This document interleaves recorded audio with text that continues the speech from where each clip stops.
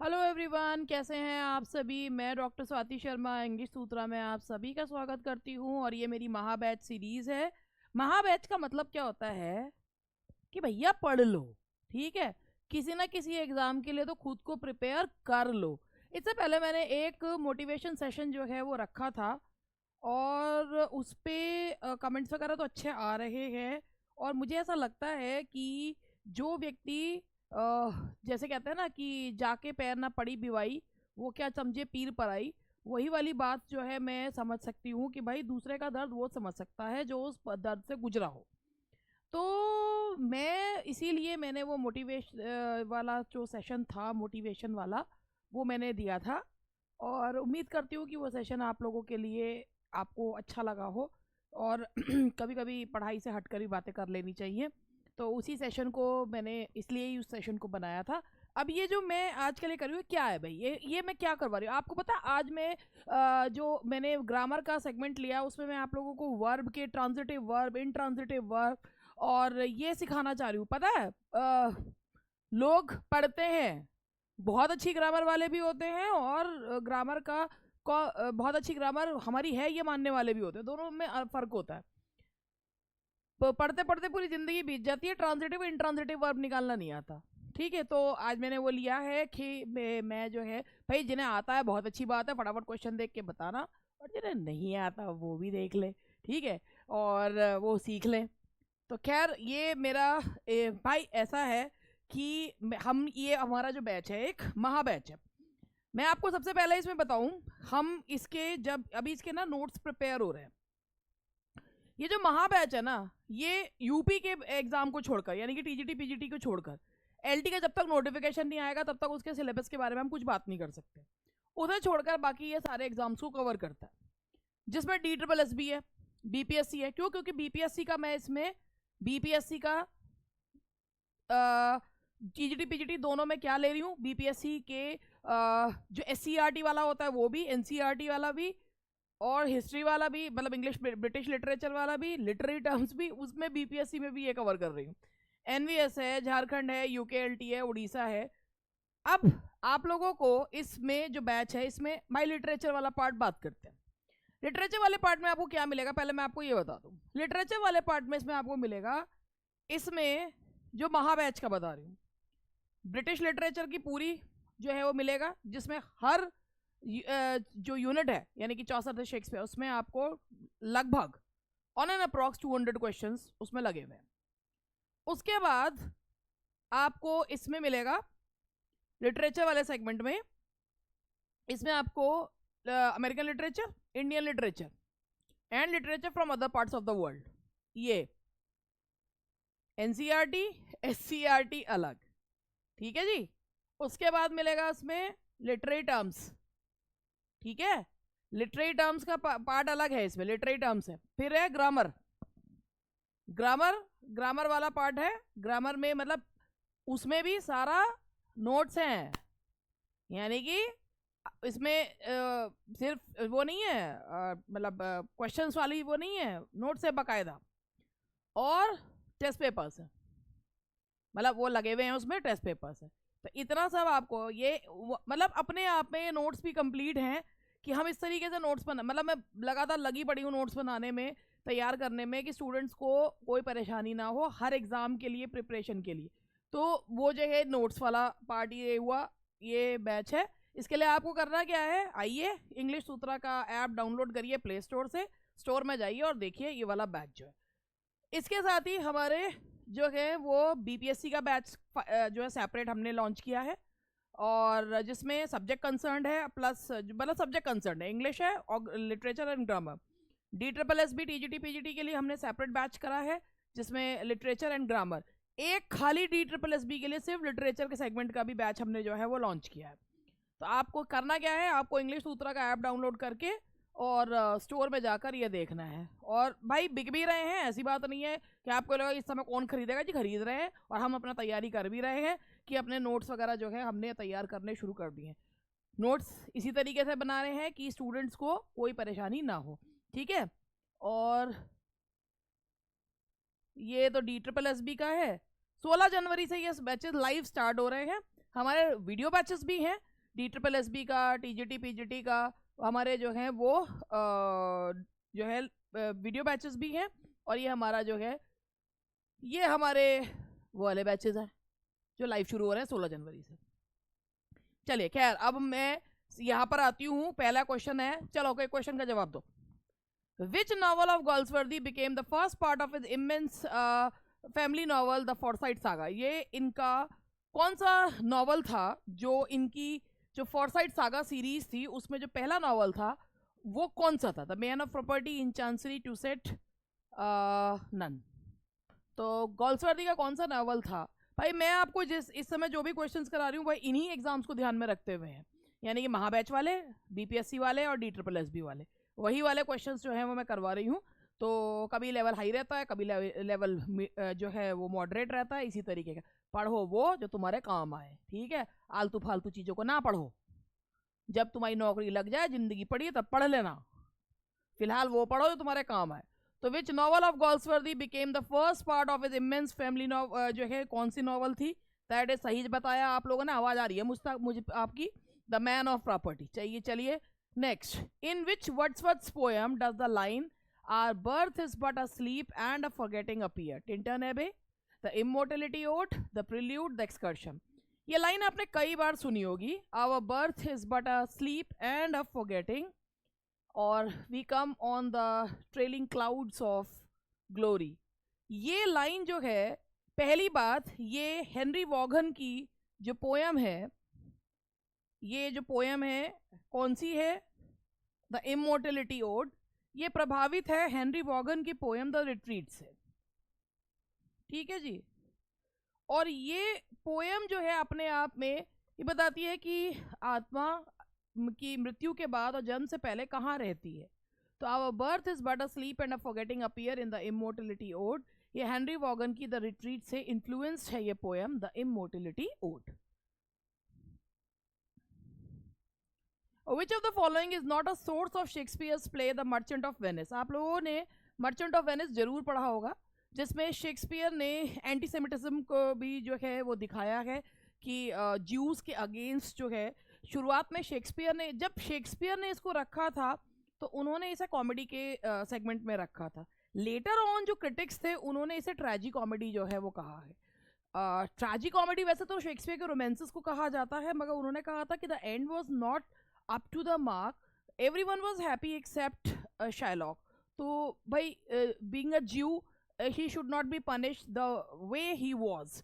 तो ये जो है मर्चेंट ऑफ वेनिस का इनमें से, वैसे तो भाई मर्चेंट ऑफ वेनिस आप लोगों को पता है कि इसमें जो शाइलॉक का कैरेक्टर है वो जो है ज्यू ऑफ माल्टा, जो है मार्लो के प्ले से लिया गया है। शाइलॉक का कैरेक्टर ब्रबास से लिया गया है। लेकिन इसके अलावा जियोवनी फ्लोरेंटिनो का कलेक्शन जो है, जियोवनी फ्लोरेंटिनो का, एक मिनट क्वेश्चन में जरा देख लूँ, जियोवनी फ्लोरेंटिनो से लिया गया है, और मंडेज जेलोटो है, जस्टा रोमानरम है, ये तीनों उसके सोर्स हैं, मगर गोल्डिंग्स ट्रांसलेशन जो है वो उसका सोर्स नहीं है। तो ये जो है बाकी तो उसके सोर्स हैं, लेकिन ये इसका सोर्स नहीं है, गोल्डिंग्स ट्रांसलेशन।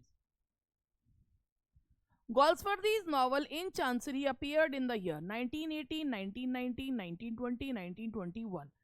इन चांसरी जो नॉवल है वो कब आया था? बताओ बताओ, कब आया था? बिल्कुल सही, 1920 में आया था। आप भी सोचते होंगे कैसे बावली अपने आप ही बिल्कुल सही बोलती रहेगी।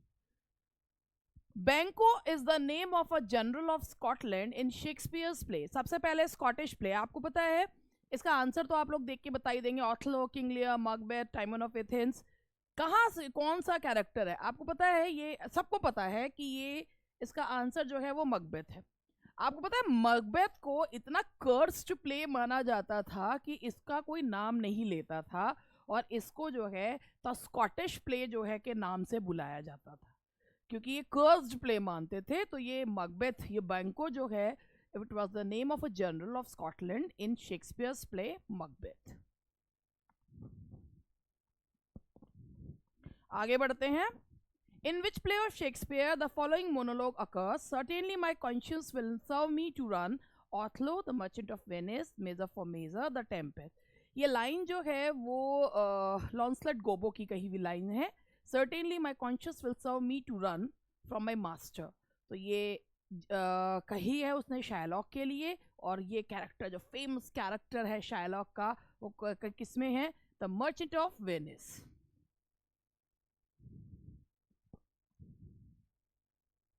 Who said, I have a smack of Hamlet myself, if I may say so? Keats, Coleridge, doctor Johnson pope. ये होता है कि एक टेंडेंसी कि मेरे अंदर हैमलेट जैसा कुछ एक मेरा स्वभाव है। तो ये किसने कहा है? It was it it's a comment by S T. Coleridge. ये कॉलरिज ने जो है वो कहा है, दैट इज कॉलरिज। कॉलरिज जो कि बिलोंग करते थे रोमांटिक एरा को, और जो जाने जाते हैं अपने कि भाई उनका जो वर्क बात करें तो बायोग्राफिया लिटरेरिया, और उनका एक बहुत ही फेमस टर्म है willing suspension of disbelief, that was given in Biographia Literaria. उसमें उन्होंने ये टर्म जो है वो दिया है। What was most frequent considered a source of pleasure and an object of inquiry by Augustan poets? Civilization, woman, God, nature. What was most frequently considered a source of pleasure? भाई Augustan poets के द्वारा कौन सा जो चीज है उसको source of pleasure and an object of inquiry माना जाता था?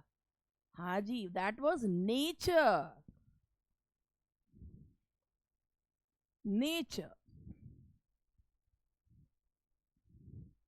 Horace's doctrine poesis was interpreted to mean a picture is worth 1,000 words. Poetry is the supreme artistic form. Art should hold a mirror up to nature. Poetry ought to be visual as well as a verbal art.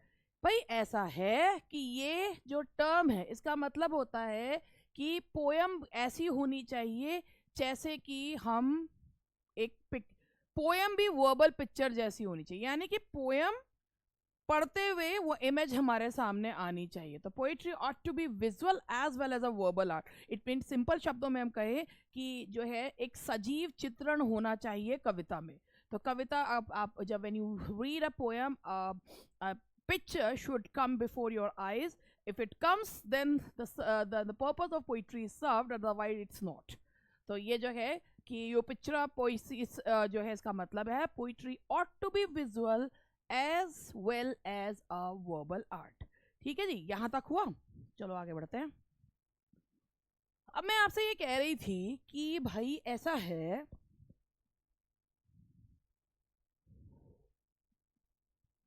कि इस समय बहुत से लोग जो हैं वो ये सोचते हैं कि भाई हम जो है वो क्यों पढ़ें, कोई चीज़ सामने नहीं है, कुछ क्या करना है। तो बात ये होती है कभी कभी कुछ चीज़ें जो होती है ना बिना मन के भी कर लेनी चाहिए। आपको नहीं पता कब कौन सी चीज़ जो है आपके काम आ जाएगी। मैं आपको सिंपल सी एक चीज़ बताऊं, मेरे से अभी अभी एक जो है एक बच्ची का मैसेज जो है वो आया व्हाट्सएप पे। उसने केवल और केवल जो है हमारी एक बुक खरीद रखी है, और जो है उसने जो EMRS वाली जो टेस्ट सीरीज थी वो ली है, और उसका BPSC में हुआ है। तो भाई उसके बावजूद भी उसने उस सफलता का को मुझे जो है वो समर्पित करा है। जबकि मैं ये मानती हूँ कि भाई क्यों, क्योंकि उसका ये मानना है कि YouTube के सेशंस उसके लिए इतने हेल्पफुल रहे, कम से कम उसको एक राह मिल गई कि मैं कौन सी क्या चीज़ पढ़ूँ और क्या नहीं। तो मैं आप लोगों से यही कहती हूँ भाई देखो ऐसा है, इतने समय आप लोगों को मेरे से जुड़े हुए हो गए। मैंने अपने चैनल की शुरुआत जो करी थी, जो कायदे से शुरुआत करी थी, चैनल तो मेरा बहुत पुराना मगर मुझे आता जाता कुछ नहीं था। आपने अगर मेरे पुराने वीडियोस वगैरह देखे हो, भाई साहब ऐसे सड़े हुए वीडियोस में ऐसे खुद नहीं देखे जाते कि वो जो है इतना सारा यहाँ जगह छोड़ रखी है, इतनी सारी यहाँ जगह छोड़ रखी है, बीच में रोशनी आ नहीं रही है, बोर्ड पे यहाँ लाइट पड़ रही है, ऐसे ऐसे वीडियोस बनाए हैं। वहाँ से चलकर हम यहाँ तक पहुँचे। मैं ये तो नहीं कहूँगी आप भी बहुत कुछ आ गया है, मगर हाँ उससे तो बेटर ही है। 2021 में मेरे चैनल ने, जब जिन लोगों ने 2021 से जुड़े हैं, यानी कि फरवरी 2021 से में मेरे चैनल को गति जो है वो मिली थी।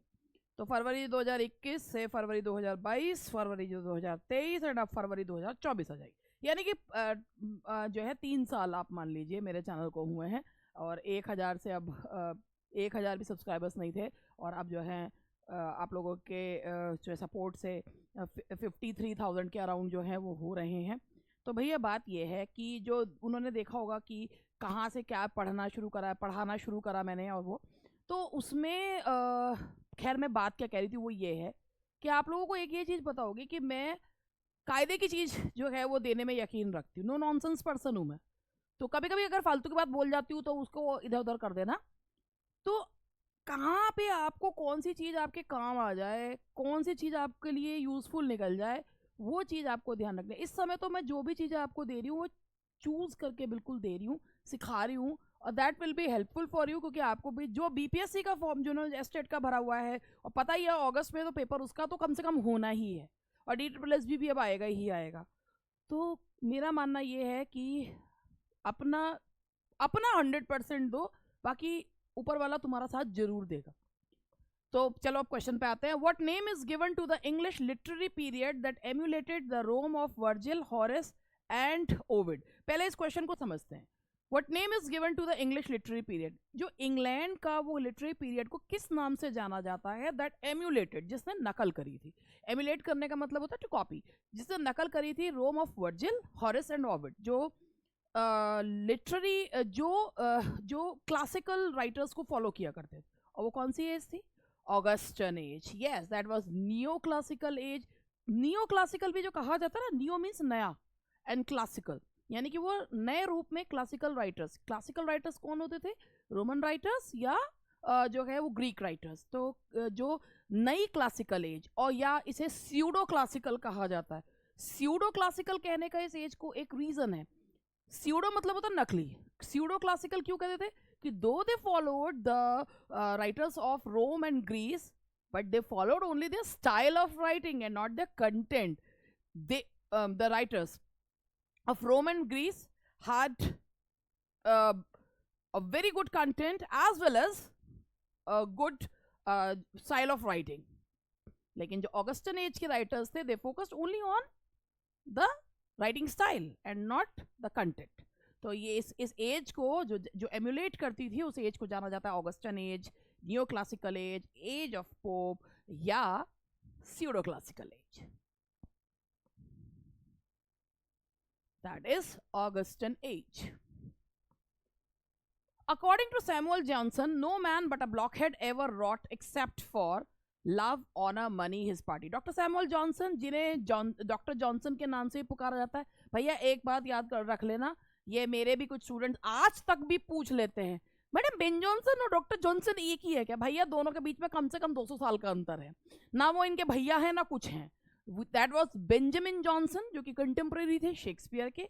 ही Samuel Johnson, doctor Samuel Johnson, जिन्होंने लिखा है लाइव्स ऑफ इंग्लिश पोएट्स, और बायोग्राफी है, 52 पोएट्स की बायोग्राफी है, जिन्होंने डिक्शनरी को कंपाइल करा है। डॉक्टर सैमुअल जॉनसन ने ये कहा, no man but a blockhead ever wrote except for money. तो इसका आंसर है that is money. Which of the following best describe the doctrine of empiricism? All knowledge is derived from experience. Human perceptions are constructed and reflect structures of political power. The search for essential or ultimate principles of reality. The sensory world is an illusion. तो empiricism का जो meaning होता है, आप ism का मतलब समझिए। ism मतलब होता है वाद।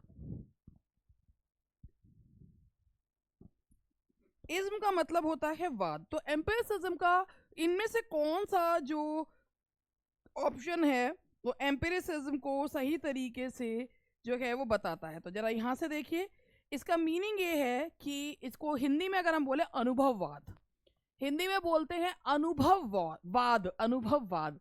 All knowledge is derived from experience, that is कि प्रयोगवाद कहते हैं, या हम इसे बोलते हैं अनुभववाद, यानी कि हम जितनी भी नॉलेज हमें मिलती है that we gain from our experience. Who wrote the story teller? William Wordsworth, William Shakespeare, Thomas Gray, या साकी? भाई ये जो स्टोरी टेलर जो स्टोरी है ये लिखी है साकी ने। ये इनका निकनेम है साकी जो है। इनका जो रियल नेम है वो है H.H. Munro. That is H.H. Munro जो है साकी का रियल नेम है। और मैं आपको इसके बारे में बताना भी चाहूँगी। साकी, यस, थोड़ा सा मुझे 1 मिनट का टाइम दीजिएगा। ये हैं H.H. मुनरो है इनका, जो रियल नेम है वो H.H. मुनरो है। ये he was a British writer, एक ब्रिटिश राइटर थे, और जो अपने निकनेम के लिए जाने जाते हैं, साकी उनका निकनेम है। उन्होंने ये स्टोरी लिखी है, story teller. Who wrote the poem Requiem? Robert Louis Stevenson, William Shakespeare, doctor Samuel Johnson या जॉन मिल्टन? रेक्विम जो पोएम है ये किसके द्वारा लिखी गई है? तो लेट मी टेल यू, ये लिखी गई है, ये एक स्कॉटिश नॉवलिस्ट थे जिनका नाम है, अब स्कॉटिश है तो इनमें से BCD में से नहीं है। स्कॉटिश नॉवलिस्ट कौन थे? That was Robert Louis Stevenson. He was a Scottish novelist, Robert Louis Stevenson, और इन्होंने ये पोएम लिखी है रेक्विम। और ये जाने जाते हैं, इनके जो वर्क्स हैं वो ये हैं Treasure Island, Treasure Island, Kidnapped, ये जो है ये literature from the other parts of the world में से है। A Child's Garden of versus,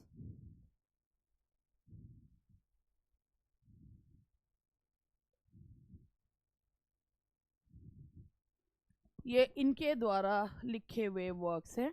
the Requiem was written by Robert Louis Stevenson. तो ये है पोएम आपकी द रेक्विम।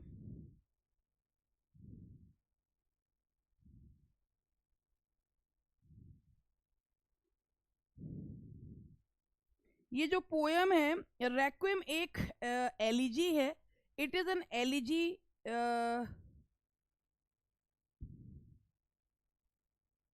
एक मिनट, और ये इस तरीके से है, इसकी पोएम की मैं लाइन बताना चाहूंगी आप लोगों को। Under the wide and starry sky dig the grave and let me lie, glad did I live and gladly die, and I laid me down with a will, this be the verse you grave for me, here he lies where he longed to be, home is the sailor home from sea, and the hunter home from the hill। ये line है, ये बहुत ही प्यारी सी poem है रेक्विम, जो लिखी है Robert Louis Stevenson के द्वारा। Who was deposed from the English throne in the glorious or bloodless revolution in 1668?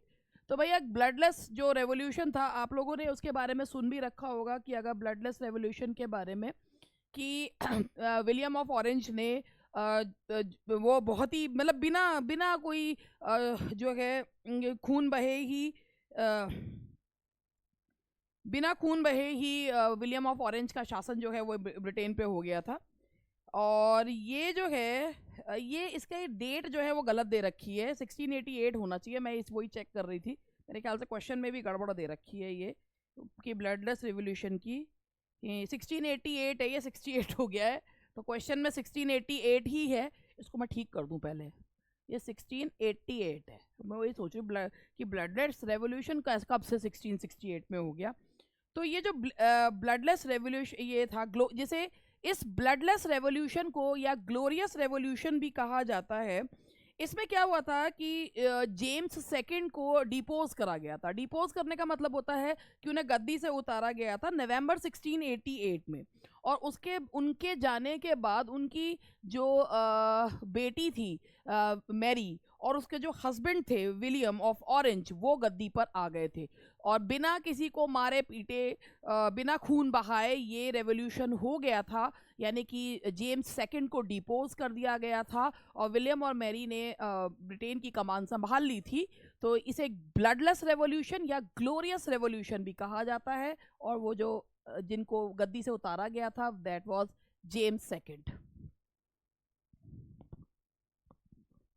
ये तो हुए हमारे क्वेश्चंस जो हैं वो लिटरेचर के। अब ग्रामर के क्वेश्चंस हैं, तो अब आप लोग जरा इसमें पहले देखिए, इसमें आपको सामने दिख रहा होगा, यहाँ पर लिखा हुआ है, शायद तो बड़ा हो गई नहीं, identify the verbs in the following sentences as transitive और intransitive and pick out the direct and indirect objects of the transitive verb. पहले मैं आप लोगों को एक सिंपल सी चीज बताऊं, ट्रांजिटिव और इंट्रांजिटिव वर्ब होते क्या। देखो भाई, जो ट्रांजिटिव वर्ब होते हैं इसका मतलब होता है पास ओवर द एक्शन, एक्शन को ऑब्जेक्ट पर पास कर देते हैं, ठीक है। जो एक्शन को ऑब्जेक्ट पर पास करते हैं उन्हें ट्रांजिटिव वर्ब कहते हैं, लेकिन इसमें भी लिंकिंग वर्ब्स को छोड़ देते हैं। तो जो अपना एक्शन पास कर देते हैं वो ट्रांजिटिव होते हैं, और जो अपना एक्शन पास नहीं करते, यानी कि जो ट्रांजिटिव वर्ब होते हैं उनके बाद जो ऑब्जेक्ट होता है वो whom का या what का जवाब देता है, लेकिन जो इंट्रांजिटिव होता है वो उसके बाद वेयर का, हाउ का, व्हेन का, इसका जवाब देता है। तो ट्रांजिटिव वर्ब्स होते हैं जो अपना एक्शन ट्रांसफर कर देते हैं। उसके बाद डायरेक्ट ऑब्जेक्ट और इनडायरेक्ट ऑब्जेक्ट क्या होते हैं? डायरेक्ट ऑब्जेक्ट का मतलब होता है जो direct receiver of the action होता है, बेसिकली नॉन लिविंग थिंग्स को कहा जाता है, और जो इनडायरेक्ट ऑब्जेक्ट होते हैं उनमें लिविंग बींग्स को कहा जाता है। एक उसमें शॉर्ट में बता रही हूँ। तो अब आप यहाँ पर देखो, the president acting upon the advice of the prime minister. अगर आप यहाँ से लोगे तो आप ये सेंटेंस को ध्यान से देखना, ये कॉमा में करा हुआ है, यानी कि this is not the part of the main sentence, इसे ब्रैकेट में या कॉमा से अलग करा गया है। The president acting upon the, वैसे भी ये नॉन फाइनाइट वर्ब है एक्टिंग। इसका जो मेन वर्ब है, प्रिंसिपल क्लॉज का मेन वर्ब कौन सा है? The president declared an emergency. चश्मा लगा के टाइप नहीं करते, ठीक है, और उसमें कुछ का कुछ लिख देते हैं। The president declared an emergency in the country. तो यहाँ पर ये हमारा सब्जेक्ट है, ठीक है, और ये जो डिक्लेयर्ड है ये वर्ब है, और इससे पूछा क्या? द प्रेसिडेंट डिक्लेयर्ड व्हाट, तो ये आया एन इमरजेंसी। तो ये हो गया ट्रांजिटिव वर्ब, और एन इमरजेंसी हो गया हमारा डायरेक्ट ऑब्जेक्ट, क्योंकि नॉन लिविंग थिंग। तो ये हो गया हमारा डायरेक्ट ऑब्जेक्ट। ये इन द कंट्री मत करो, ये तो जो है प्रेपोजिशनल जो है उसका जो पार्ट हो गया ये तो, ठीक है। अब ये an emergency where in the country, तो ये ऑब्जेक्ट नहीं है, ऑब्जेक्ट है एन इमरजेंसी। वर्ब कौन सा है? डिक्लेयर्ड, और एक्शन किस पे ट्रांसफर करा? इमरजेंसी। बात समझ में आ गई? चलो अब आगे बढ़ते हैं, क्वेश्चन पढ़ते जाइएगा और जवाब देते जाइएगा। Next, the bard of Avon had given us 37 place. अब सबसे पहले यहाँ पर आप ये देखिए कि इसमें जो वर्ब है वो कौन सा है, आप वर्ब ढूंढिए। वर्ब है आपका गिवन, अब उसके बाद इसके ऑब्जेक्ट है the bard of Avon had given us, to whom, what, दोनों ऑब्जेक्ट्स हैं। अस जो है नॉन लिविंग है, इनडायरेक्ट ऑब्जेक्ट, और 37 प्लेस क्या है? Direct object. तो ये ऑब्जेक्ट, ये ऑब्जेक्ट, ये इनडायरेक्ट, ये डायरेक्ट ऑब्जेक्ट। तो भैया बात समझ में आ गई? आगे बढ़ते हैं। She grew up how into a beautiful woman. आप यहां देखिए, शी ग्रीव अप कैसे, इनटू, यहां कैसे का जवाब आ रहा है। तो भैया ये जो पार्ट है ये आपको दिख रहा होगा कि ये ब्यूटीफुल वुमेन है, तो ऑब्जेक्ट है ना तो ये हुम का जवाब दे रहा या ना व्हाट का जवाब दे रहा, तो एक्शन ट्रांसफर नहीं हो रहा। तो ये कैसा वर्ब है? That is intransitive verb. ये है आपका इंट्रांजिटिव।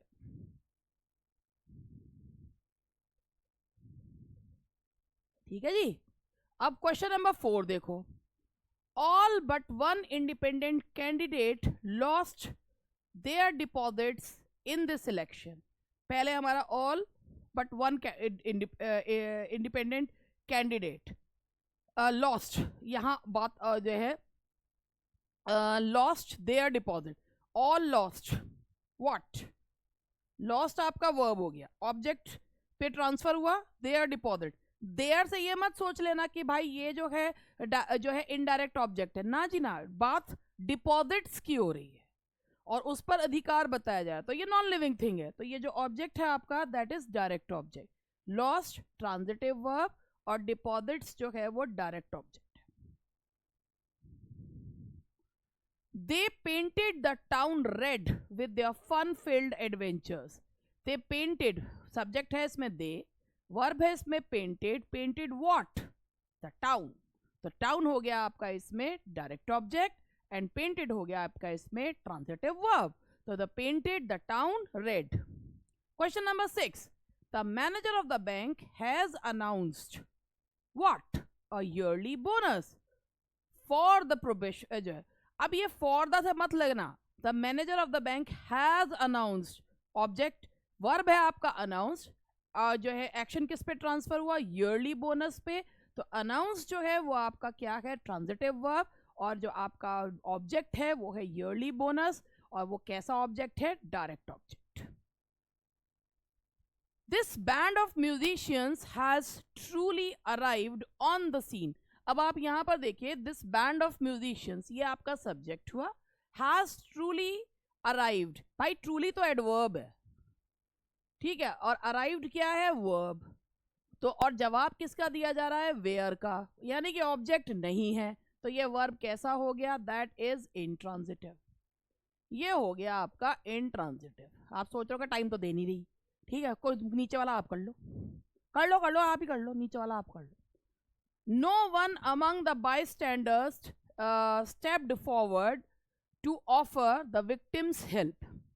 अब यहां पर हमारा जो वर्ब है stepped forward, for what, to offer, ये जो है ये हमारा नॉन फाइनाइट वर्ब है, लेकिन इसका जो ऑब्जेक्ट है वो क्या है, द विक्टिम्स। तो ये हो गया हमारा, भाई इसने अपना एक्शन ट्रांसफर कर दिया, तो इसीलिए ये ट्रांजिटिव, इसका हो गया द विक्टिम्स, इनडायरेक्ट ऑब्जेक्ट। अब ये ऊपर देखो, ये दो क्वेश्चन ही है बस। पिक आउट द वर्बल्स और non finite verbs in the following sentences. दो सेंटेंसेस है, इसमें आपको ढूंढना है फाइनाइट वर्ब है या नॉन फाइनाइट वर्ब है ना। तो मतलब फाइनाइट और नॉन फाइनाइट नहीं ढूंढने, वर्बल्स और नॉन फाइनाइट ढूंढने, यानी कि ऐसे जो नॉन फाइनाइट वर्ब्स जो होते हैं वो वर्ब के साथ साथ अन्य काम भी करते हैं, है ना। वो जैसे जो इन्फिनेटिव्स होते हैं और जेरेंड्स होते हैं, ये वर्ब्स भी होते हैं और नाउन्स भी होते हैं, और जो पार्टिसिपल्स होते हैं वो वर्ब्स भी होते हैं और एडजेक्टिव्स भी होते हैं। तो हमें इसमें ना नॉन फाइनाइट वर्ब ढूंढने हैं। We requested, non finite verb वो होते हैं जिन पे मूड, टेंस, पर्सन किसी का कोई असर नहीं होता, और फाइनाइट वर्ब वो होते हैं जो पर्सन के हिसाब से, टेंस के हिसाब से चेंज होते हैं। तो वी रिक्वेस्टेड देम, इसमें जो फाइनाइट वर्ब है वो रिक्वेस्टेड है। टू एक्सेप्ट, तो यहाँ जो टू एक्सेप्ट है ये है हमारा इन्फिनेटिव, तो ये हमारा इन्फिनेटिव है, ये हमारा नॉन फाइनाइट वर्ब है। उसके बाद सेकंड क्वेश्चन है, सीइंग इज बिलीविंग। आपको पता है जेरेंड को वर्बल नाउन भी कहा जाता है। व्हाट इज व्हाट, तो जो व्हाट का जवाब दे रहा है वो जेरेंड है। Gerund is also known as verbal noun, तो seeing and believing both are gerunds. तो that is all for today, आज के लिए इतना ही, और बस आज की बात यहीं पे समाप्त करती हूँ, और इसी के साथ समाप्त करती हूँ कि मैं उम्मीद करती हूँ कि ये सेशन को आप लोग देखें और ज़्यादा से ज़्यादा देखें। भाई देखो, मैं एक सिंपल सी बात है, I never ask for likes, I never ask for sharing, और I never ask for subscribing, क्योंकि मुझे लगता है कि अगर भाई देख, तभी आप देख भी रहे होंगे मेरी जो ग्रोथ है ना वो धीमी है ना। तो वो मेरा मानना ये है कि एक कि पहचान बने तो इस तरीके से बने, फालतू के लोग और फालतू के उससे नहीं है, पहचान बने तो इस चीज़ से बने कि हाँ जो है मेरे पास, जो यहाँ पर मेरे सब्सक्राइबर्स हैं जेन्युइन है, वो वाकई में पढ़ते हैं, वाकई में उस चीज़ पे ध्यान देते हैं, और उन्होंने अपनी ज़िंदगी में एक एम बना रखा है जिसमें मैं कहीं ना कहीं 0.1% भी उनके सक्सेस में उनको हेल्प कर पा रही हूँ। तो यही चीज़ है, बस इतना मैं चाहती हूँ कि हाँ अगर मैं आपको एक क्वालिटी कंटेंट दे रही हूँ तो आप लोग कम से कम उसको देख जरूर लें और ध्यान से देखें। That's all for today and good bye.